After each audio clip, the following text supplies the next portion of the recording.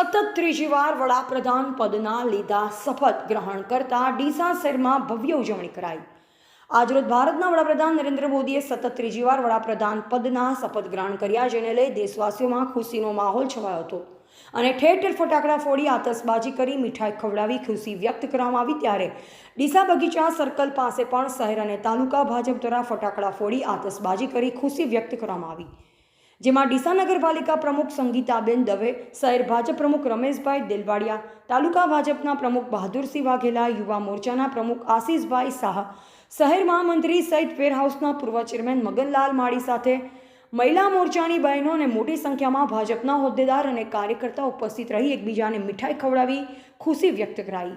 Reporter Rakesh Thakkar, Deesa.